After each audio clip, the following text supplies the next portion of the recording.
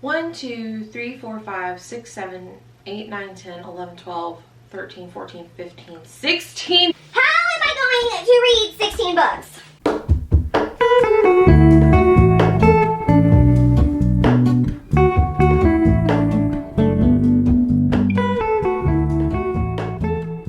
What is up, you guys? Welcome back to my channel. My name is Jessie, and today I'm here to talk about my March TBR. I am very excited to have a new month, new reads, a new list to tackle, and I hope you guys are as well. Just a little self-promo. I do have another video coming out on March 1st. You do not want to miss it because I do have a really fun announcement that I'm doing. And yeah, let's talk about the books on my TBR. Of course, we got to talk about my book club, which is Sleep When I'm Dead. If you didn't know, I have a virtual online book club here on my channel. We also have a Discord. It's always linked down below in all my videos. But we talk about new release thrillers, and I'm so excited to be doing this with two of my besties. I have Lena from Lena's Bookshelf and Jordan from Sorry Book Solid. They have been co-hosts before, and it's just going to be really great because I feel like we have a really good book to talk about. We will be reading Only If You're Lucky by Stacey Willingham. This is the third book that the author has written. If not, it is the third book that I will be reading from this author, and I'm very excited because this was a book of the month pick. This is one of my most anticipated releases, and I feel like this is going to be a good discussion for both me and my co-host. I will have the date of the live show listed here on the screen, but also make sure you check out Discord because you can actually submit questions that you want me and the co-host to answer about the book or in general, so make sure you check that out. So this one says, Lucy Sharp is larger than life, magnetic and addictive, bold and dangerous, especially for Margot, who meets Lucy at the end of freshman year at a liberal arts college in South Carolina. Margot is the shy one, the careful one, always the sidekick, never the center of attention.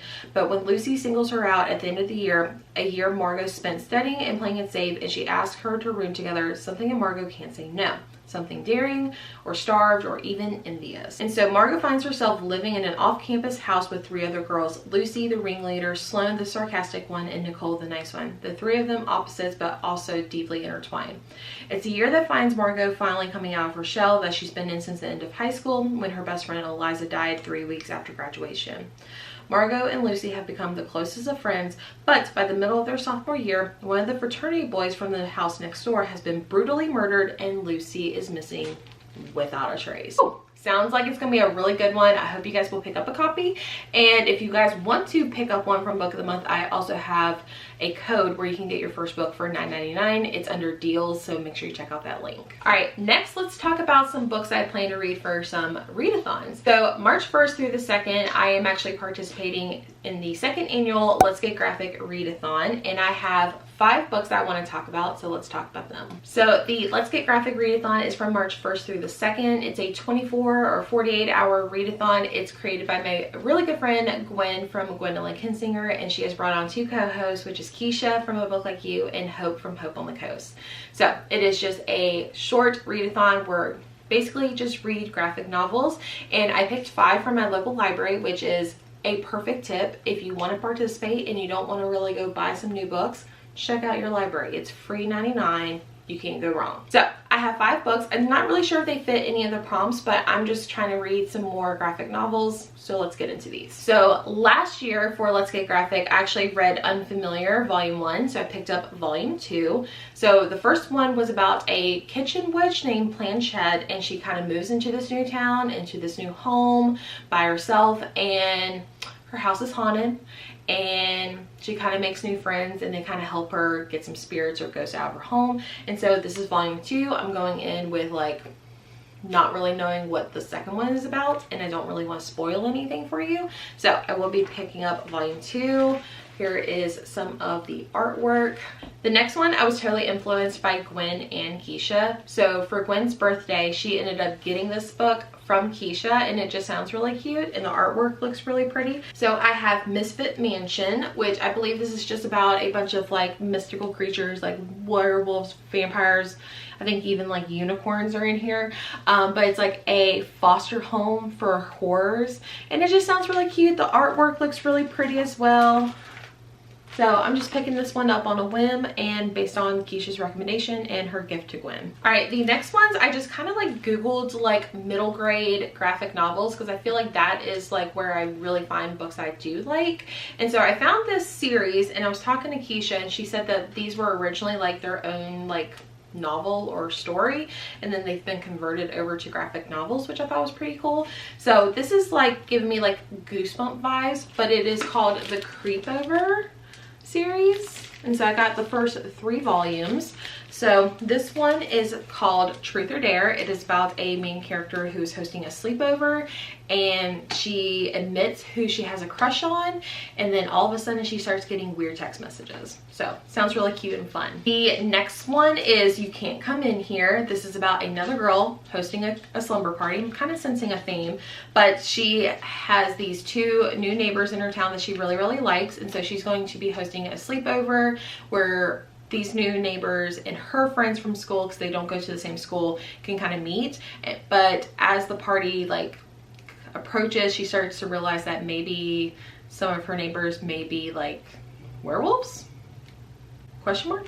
And then volume 3 is kind of cool. It's a virtual sleepover. So this is where she is kind of hosting a sleepover. They're telling scary stories, and then something crazy happens. So hopefully you'll be like me and join the co-host for the Readathon. Again, it's like 1 to 2 days, super casual. Grab some graphic novels. I will leave all the Readathon information down below so you can check that out as well. The next Readathon is something that I just recently announced on my community tab, and I'm going to give you a hint. So if you didn't know, I am actually co-hosting the Books and Bows Readathon. Summer, who is the creator of this Readathon, asked me and a few of my friends if we would love to co-host, and I was like, is your favorite color orange?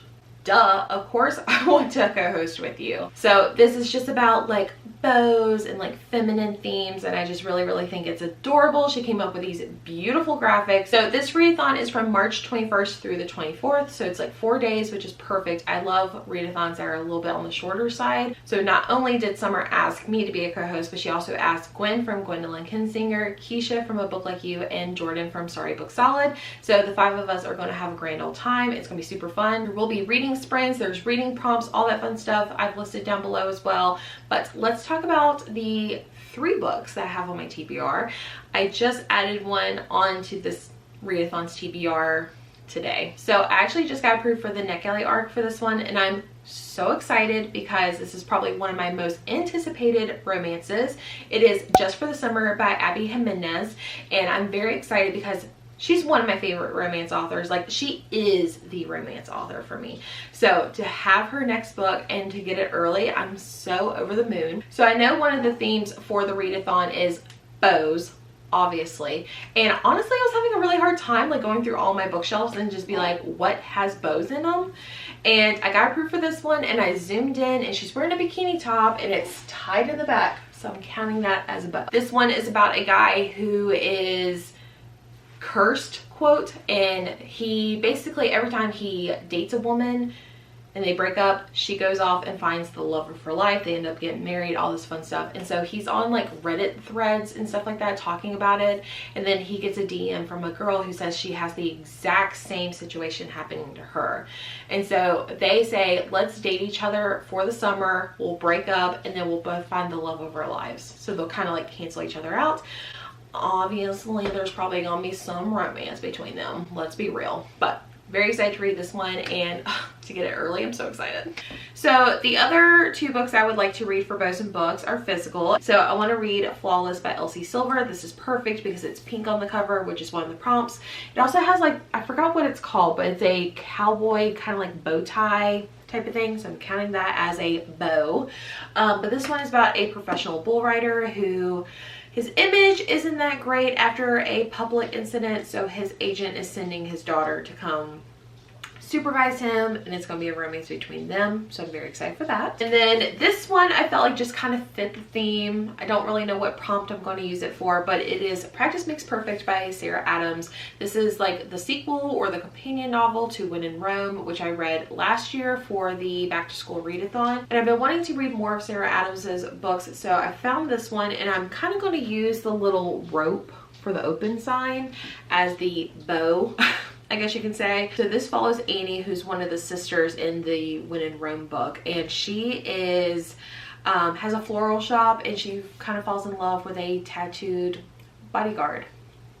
That's all I really know. So, like I said, all of the details for both readathons in the description box. Go check out my community tab as well.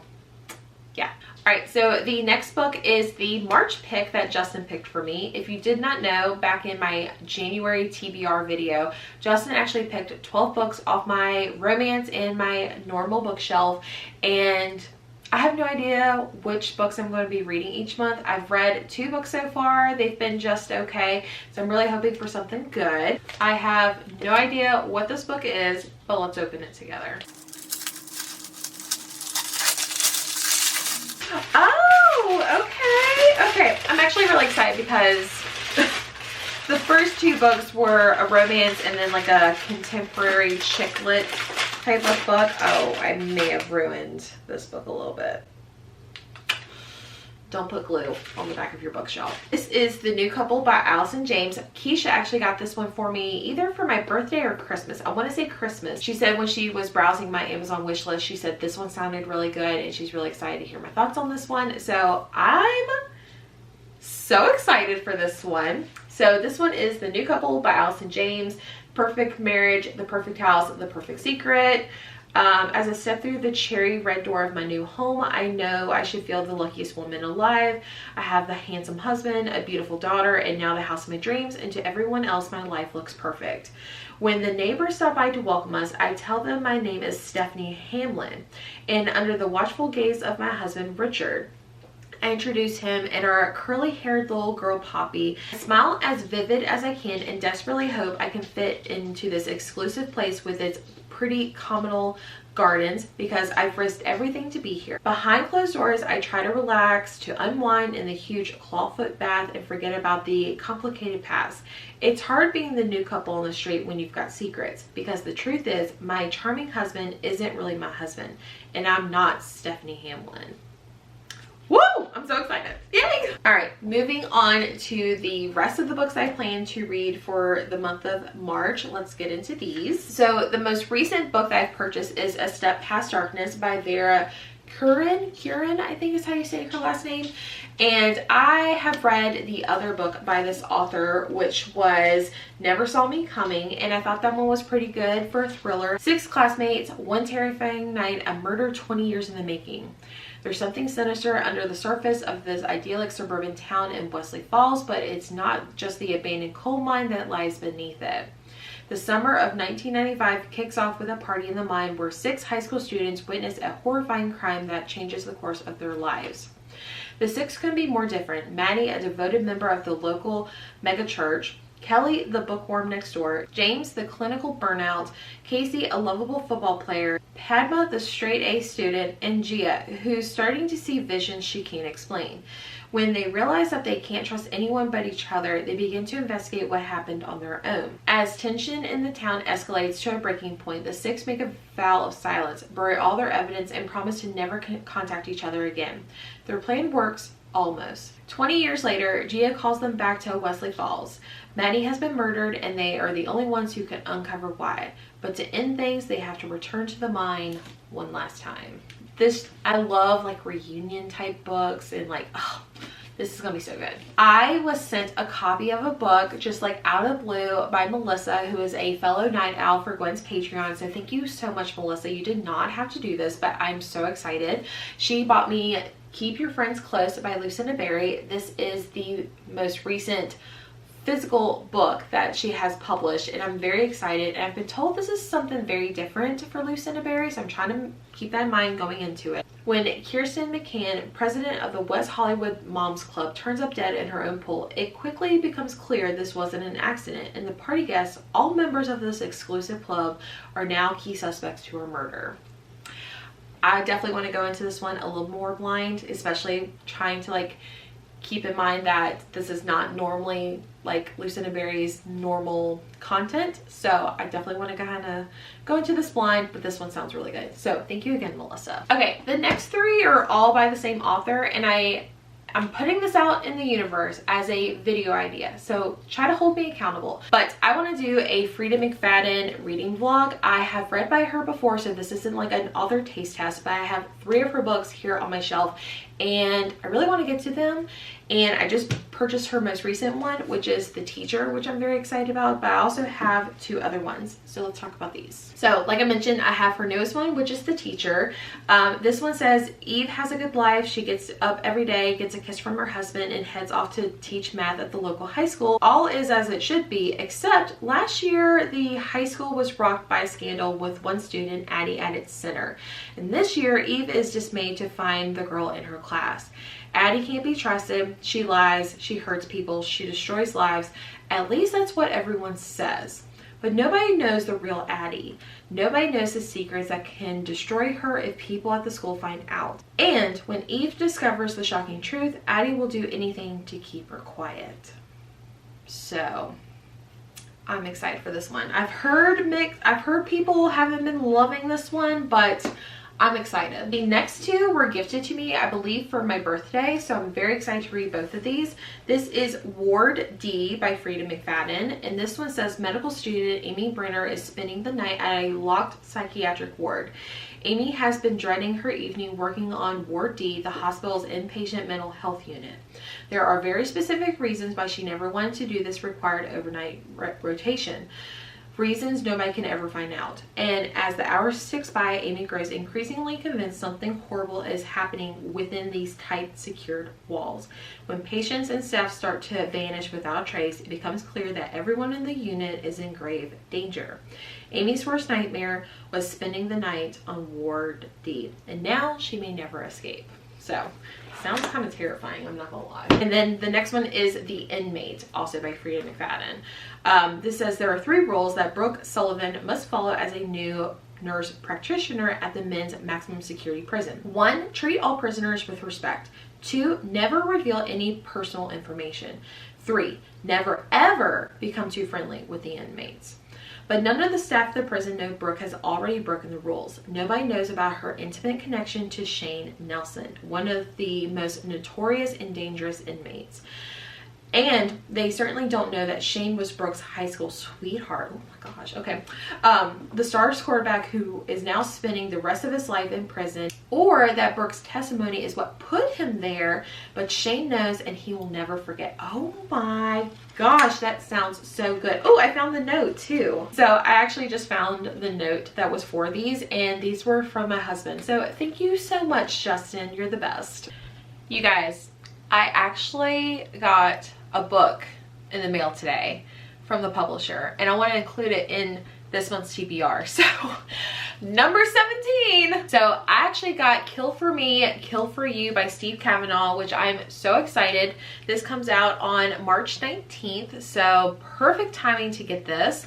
So I'm so excited because I don't normally get physical arcs from publishers, but when I do, I get really giddy. So so this one says, one dark evening in New York City's Upper West Side, 2 strangers meet by chance. Over drinks, Amanda and Wendy realize they have much in common, especially loneliness and an intense desire for revenge against the 2 men who destroyed their families. As they talk into the night, they come up with a perfect plan.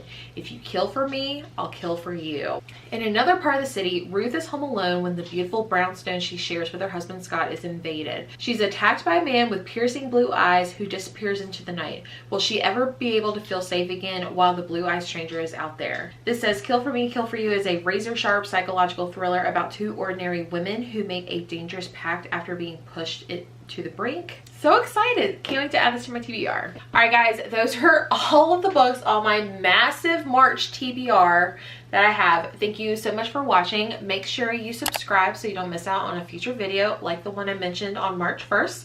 Give this video a thumbs up, and I will see you guys all later. Bye.